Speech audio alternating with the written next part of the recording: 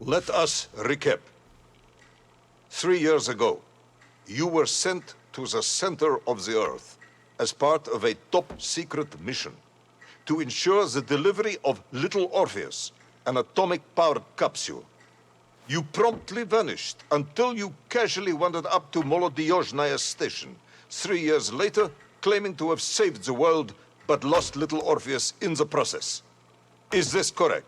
Yes, General, it is, but... You are charged with many crimes against the state, including desertion, lying to a superior officer, and sedition. Any one of these charges bears the punishment of execution by firing squad.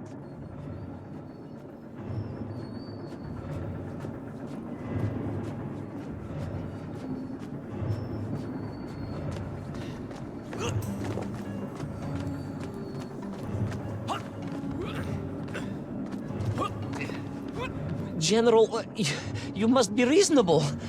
I did my best. It's all true, I swear. I swear upon the lives of my family. Oh, do you? Auntie Marcia and Uncle Vanya, the traveling tinker and the pig dentist, or perhaps Cousin Pavel, the criminal mastermind with the unhealthy taste for eggs. How stupid do you think I am, Comrade Devalov?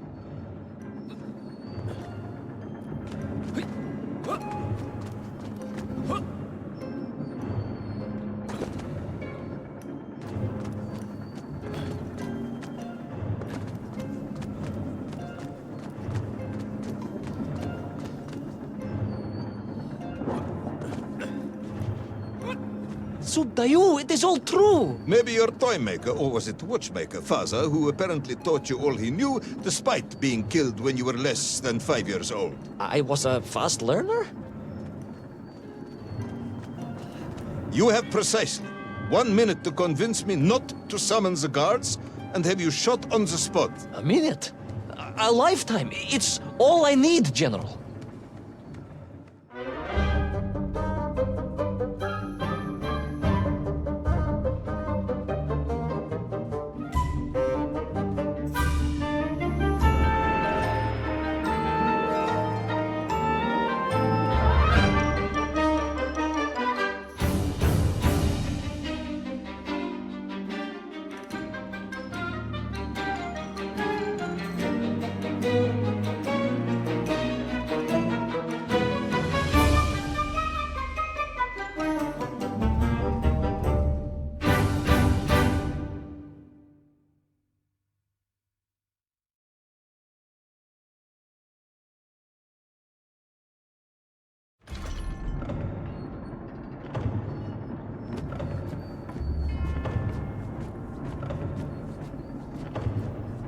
I was astounded.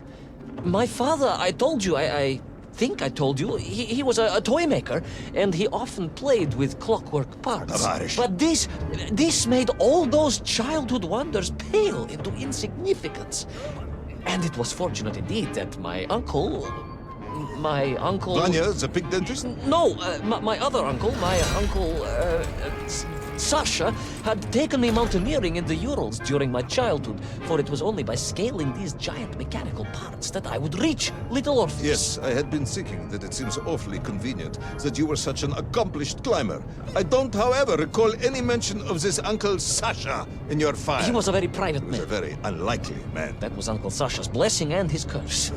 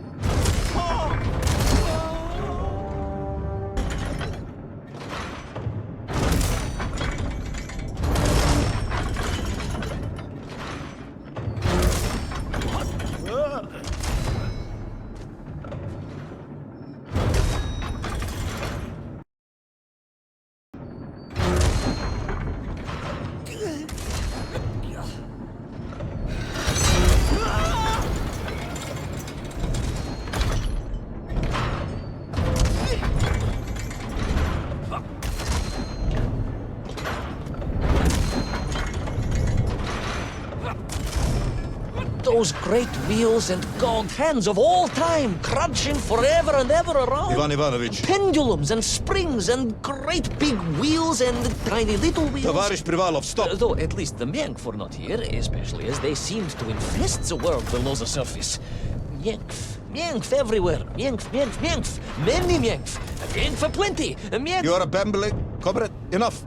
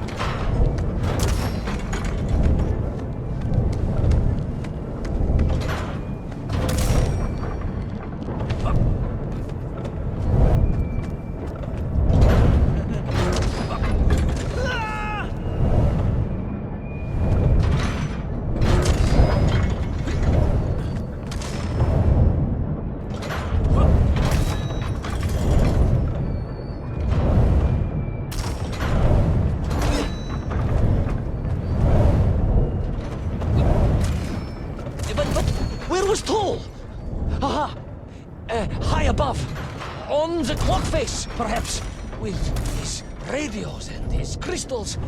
Now, if I could just reach him, I could use the bomb. There is no bomb. You have no idea how to make a bomb.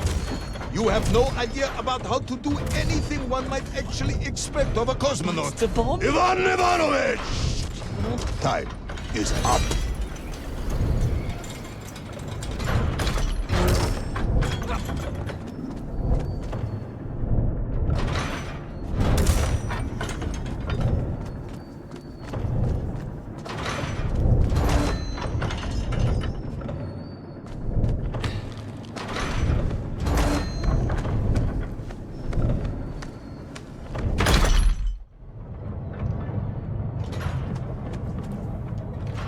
Stop talking, Tavarish.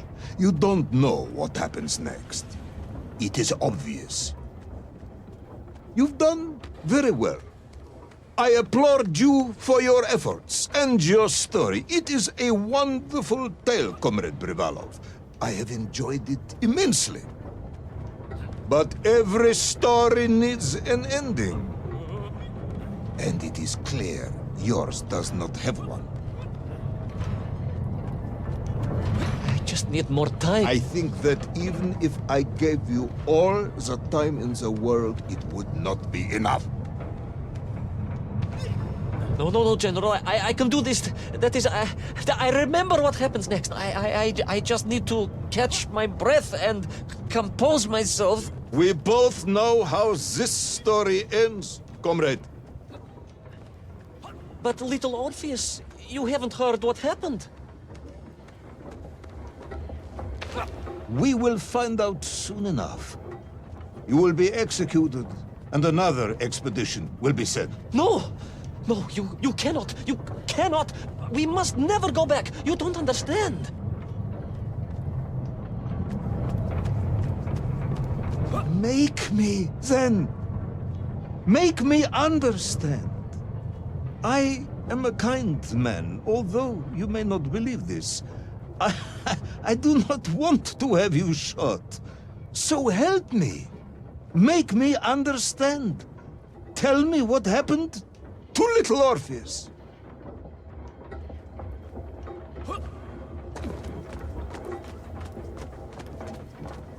It was... Ivan Ivanovich? It was... It was... No. I'm sorry, General. I'm sorry, I have no idea. You are right.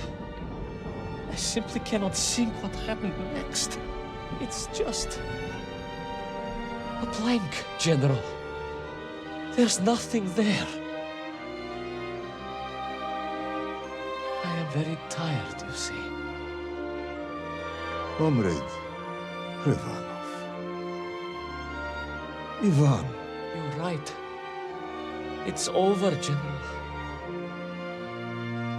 Perhaps you would be so kind as to write to my mother for me. Of course I will. You are a kind man, as you have said. And, General... Yes, Ivan. Was it a good story? Oh, yes. It was an excellent story. Thank you, General. I am just sorry I couldn't give you an ending. Unless... General? Quiet, Tovarish. I am thinking. Unless... I seem to remember that there were many problems with Little Orpheus during production. General? Problems with the casing around the atomic battery. Concerns. Concerns, General? Yes, concerns. Unlikely though that might be. Yeah, it seems if I remember that it failed to secure properly. A sharp blow could spring the hatch and expose the fragile casing of the bomb to any would-be vandal. I'm not sure I follow you. A resourceful yet forgetful hero might, one would think, take advantage of that fact. But how, General? Where would I find something to strike it with? The son of a watchmaker would easily find something within a giant clock mechanism that resembled a hammer, surely. A hammer? Why, yes, General. I do remember now. I grasped the hammer-shaped thingamabob. Let's just agree it was a hammer, Ivan. Yes, of course. Let's do that. I recovered my senses, shook my head, and looked about me. In my distracted stupor, I had climbed further up the tower than I ever thought possible. In front of me was the clock face, and I gazed out through it at the sheer expanse of history. And I knew whatever happened next... happened next? The hand of destiny had fallen upon your shoulder. Yes! It had. And what an extraordinary hand it was.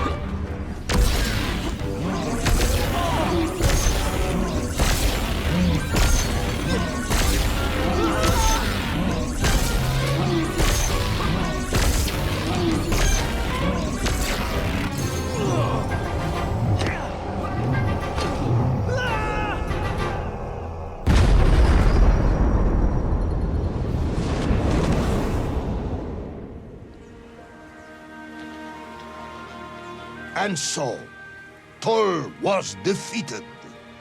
Little Orpheus destroyed, the bomb lost forever. Not just that, General. In that moment, time sprung back to its proper shape, and I found myself once more in Plutonia, the start of my journey. But the wound in the interior sky was gone. The drill was gone. It was as if I had never been here. And they were nymph, free and happy, without the tyranny of toll, free to pursue their simple lives. But we can never go back? Never, General. One drill, one metal sphere, one lone cosmonaut was nearly enough to destroy time and unleash the tyrant toll upon our world. Who would think an innocuous beeping radio housed in a ball of metal could change the world so dramatically? Who indeed? But tell me, what of you? And what of your return to the surface? I stayed amongst the Mienk for as long as I could. But I came to realize they had begun to worship me as a king. No, General. I am a good socialist and could not allow this workers' paradise to become corrupted. And so I left that wonderful land for the last time. And then? And then I walked.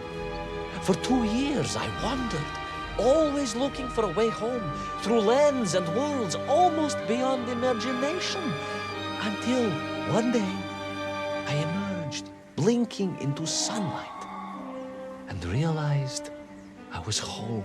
Until one day I emerged, just like that? You just found your way back to the surface? Well, General, it was a little more complicated than that. There were great obstacles to overcome and terrible challenges to face and incredible lands to explore. Enough, Ivan. Little Orpheus is lost forever. The interior is sealed. You have returned with a story of socialism, triumphing over incredible odds. It is, as I said, enough for one night. Enough for my report, at least. General, if I may... Comrade Ivan Ivanovich Privalov, you are found guilty of all charges brought against you and sentenced to execution by firing squad. However, having listened to your story, I believe you are quite mad. In other words, I find your madness guilty, not you. And we cannot execute madness. And indeed, there are lessons to be learned, even in the depths of this madness. Perhaps the Americans were right to send a chimp after all. So, General? Get out of my sight, Ivan. Go home. Enjoy a state pension as a madman. Just make sure I never see you again. Yes, General. Of course, General. Anything you say. I shall be small and quiet and live a life without excitement and... Out! Until one day I just emerged. Oh, very good, Tavarish. Very good indeed.